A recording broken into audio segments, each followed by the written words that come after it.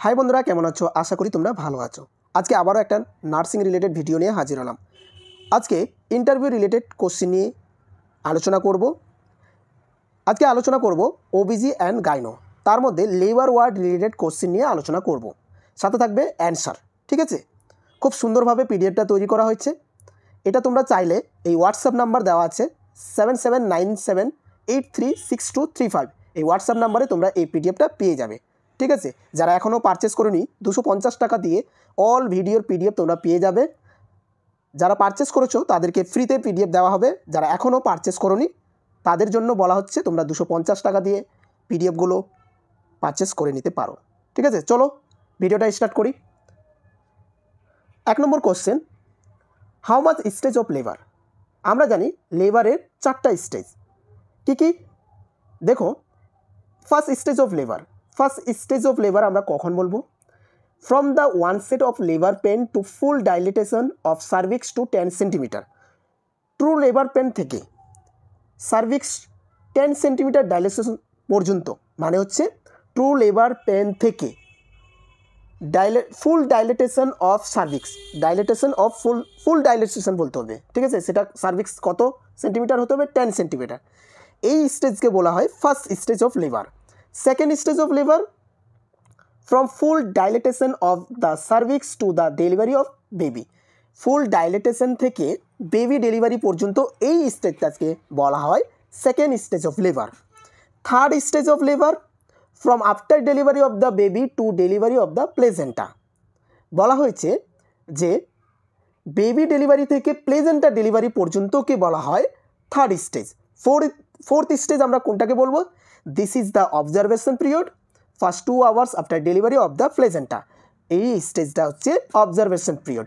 After ডেলিভারির পরে যে 2 ঘন্টা অবজারভেশনে রাখা হয় সেই পিরিয়ডটাকে বলা হয় ফোর্থ স্টেজ অফ লেবার। ঠিক আছে, খুব ইম্পর্টেন্ট কোশ্চেন। এবার চলে আসি 2 নম্বর কোশ্চেন, মেকানিজম অফ লেবার। লেবারের যে প্রসেসিং, লেবার যে 8 থেকে 9টা যে লেবারের যে প্রসেসিং থাকে সেগুলো আজকে আলোচনা করব। বেবি ডেলিভারি হওয়ার কিছু প্রসেসিং থাকে, এই প্রসেসিংয়ের মাধ্যমে বেবি ডেলিভারি হয়। দেখো, 1 নম্বর এঙ্গেজমেন্ট, ফার্স্ট এঙ্গেজমেন্ট হয়, বেবি ফার্স্ট এঙ্গেজমেন্ট হয়। The fetal head enter the pelvis. ফিটালের যে হেডটা সেটা এন্টায়ার করবে পেলভিক্সে। Descent, the fetus move down through the pelvis. এবার কি ফিটাসের মুভ ডাউন করবে, মানে নিচের দিকে নামবে, সেটাকে বলে ডিসেন্ট।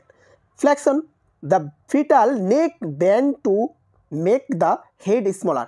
এবার কি করবে, সে তো হাতগুলো কী করবে, নেক মানে ঘাটটা, তার নেক তার বাঁকা করে তার হেড স্মলার, সেটাকে বাঁকা করে সেই পেলভিক্সের দিকে, সার্ভিক্সের দিকে এগিয়ে আসবে।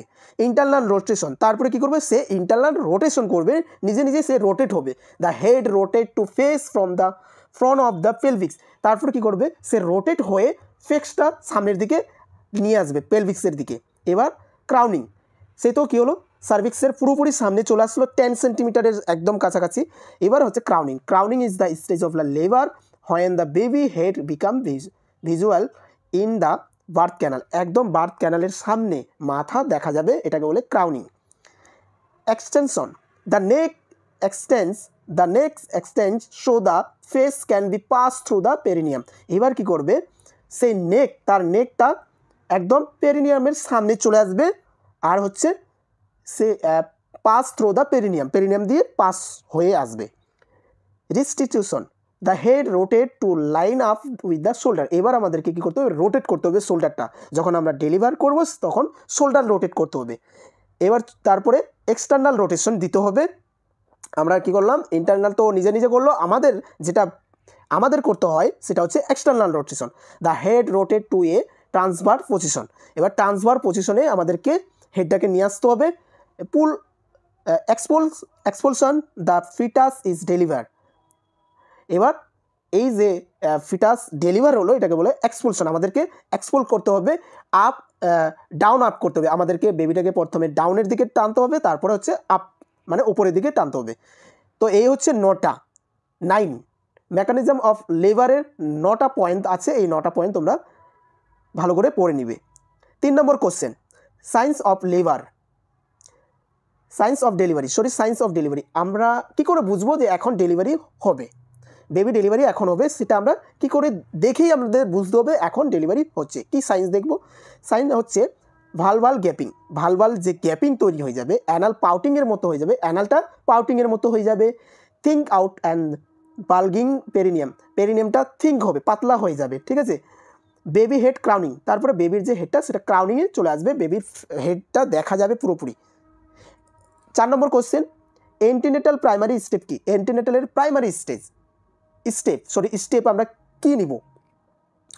দেখো, আর্লি রেজিস্ট্রেশন হচ্ছে যখন একটা মা বেবি কনসেপ্ট করে তার প্রেগনেন্সি টেস্ট করার পরে পজিটিভ রেজাল্ট আসার পরে যে একটা আর্লি রেজিস্ট্রেশন করতে হয় নিয়ারবাই সাব সেন্টার, তার বাড়ির কাছে একটা সাব সেন্টারে আর্লি রেজিস্ট্রেশন করতে হয়। First check up within 12 weeks four. এবার হচ্ছে ওই আর্লি রেজিস্ট্রেশনের ফার্স্ট চেক আপ করতে হয় 12 সপ্তাহের মধ্যে। তারপরে আমরা কি স্টেপ, প্রাইমারি স্টেপ আরেকটা হচ্ছে অ্যাডমিনিস্টার 2 ডোজ অফ দ্য টিডি ইঞ্জেকশন টিডি 2টো ডোজ নিতে হবে। Provide at least 100 tablet of IFA, ঠিক আছে, 100টা ট্যাবলেট তাকে প্রোভাইড করবে। এই হচ্ছে প্রাইমারি অ্যান্টিনেটাল স্টেপ, ঠিক আছে।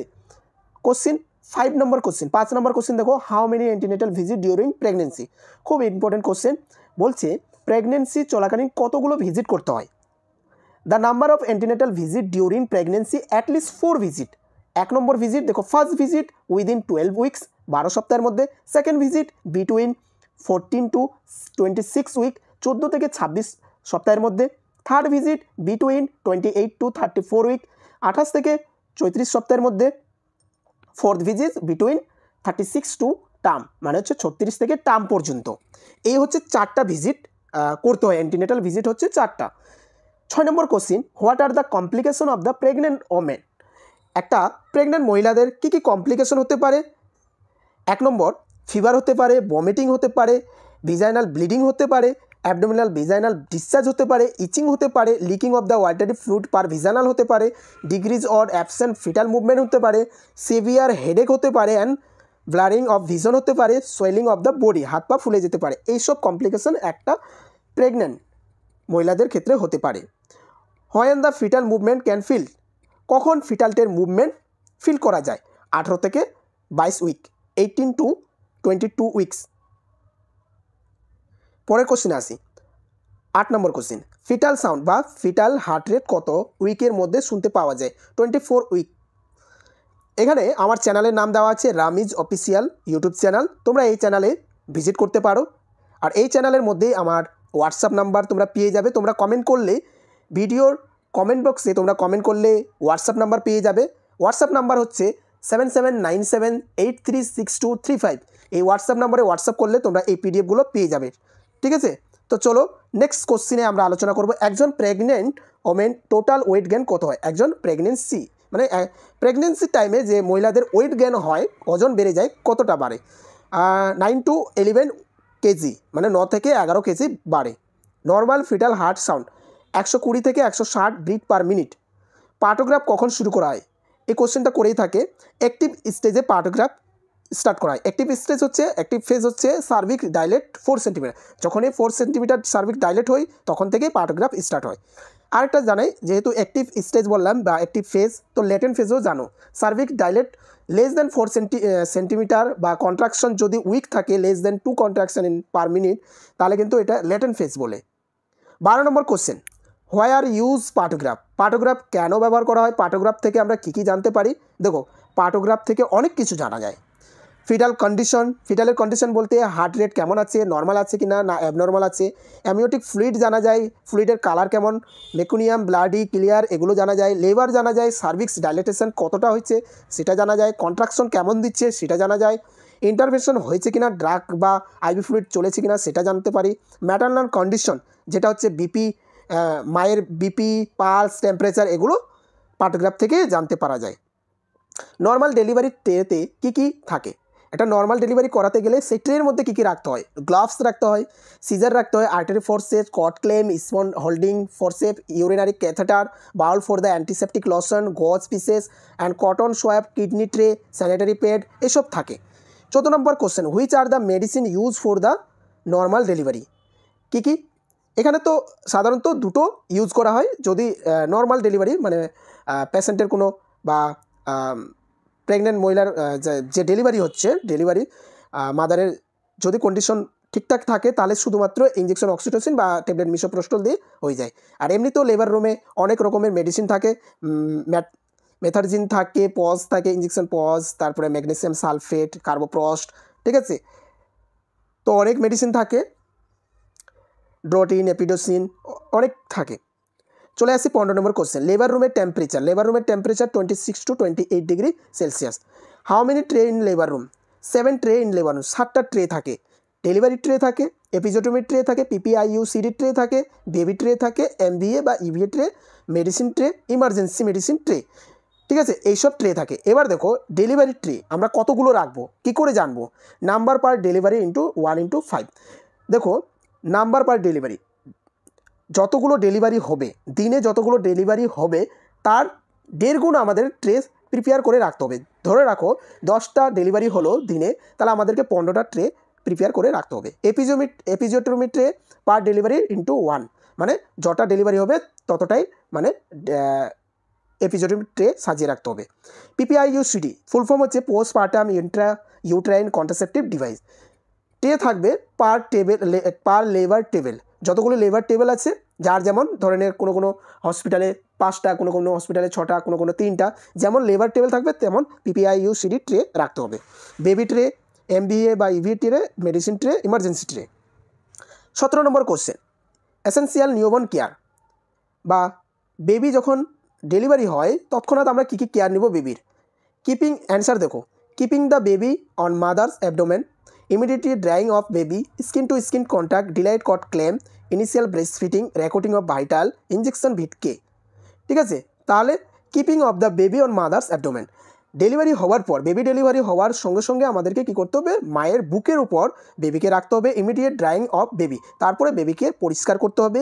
স্কিন টু স্কিন কন্ট্যাক্ট দিতে হবে, মায়ের সাথে বাচ্চার যে স্কিন টু স্কিন কন্ট্যাক্ট সেটা দিতে হবে। ডিলাইড কট ক্লেম, মানে দেরিতে কট ক্লেম করতে হবে। ইনিশিয়েট ব্রেস্ট ফিডিং করাতে হবে, বাচ্চাকে ব্রেস্ট ফিডিং করাতে হবে। রেকর্ডিং অফ ভাইটাল, তারপরে ভাইটালস সেগুলো রেকর্ড করে রাখতে হবে। ইঞ্জেকশন ভিটকে মানে ভিটামিনকে বাচ্চাকে দিতে হবে। চলে আসলাম 18 নম্বর কোশ্চেন, সেটা হচ্ছে এক্সামিনেশন অফ প্লাজেন্টা। আমরা কী করে এক্সামিনেশন করব? তাহলে প্লাজেন্টা ডেলিভারি হওয়ার পর আমাকে প্লাজেন্টাকে দেখতে হবে যে প্লাজেন্টার পুরোপুরি বার হচ্ছে কিনা, সেটা আমরা কী করে বুঝবো? দেখো অ্যান্সার দেওয়া হয়েছে, ম্যাটার্নাল সারফেস অফ প্লাজেন্টা, প্লাজেন্টার উপরে যে ম্যাটার্নাল সারফেস সেটা ঠিকঠাক পুরোপুরি এসেছে কিনা। অল দ্য লোবলস বা বিট বা লোবস, সেটা হচ্ছে 15 to 20 মানে 15 থেকে 20টা মাস্ট বি প্রেজেন্ট থাকতে হবে। The lobules should be fit together, একটার সাথে একটা যুক্ত থাকবে। আম্বালিকাল কোড 2 আর্টারি 1 ভেন, আর আম্বালিকাল কোডটা দেখতে হবে সেটার মধ্যে 2টো আর্টারি বা একটা ভেন আছে কিনা, 2টো আর্টারি আর একটা ভেন আছে কিনা। 19 নম্বর কোশ্চেন দেখো, আফটার ডেলিভারি বেবিকে কতক্ষণের মধ্যে ব্রেস্ট ফিডিং করা হয়? Within 1 hour. Low birth weight baby LBW, সেটা হচ্ছে লেস দেন 2500 গ্রাম, যদি 2500 গ্রামের কম হয় সেটাকে লো বার্থ বেবি বলে। এবার দেখো আমার চ্যানেল আবার বলে দিচ্ছি তোমাদের, রামিজ অফিসিয়াল, এটা হচ্ছে আমার চ্যানেল, ঠিক আছে। নিচে হোয়াটসঅ্যাপ নাম্বার দেওয়া হচ্ছে 7797836235।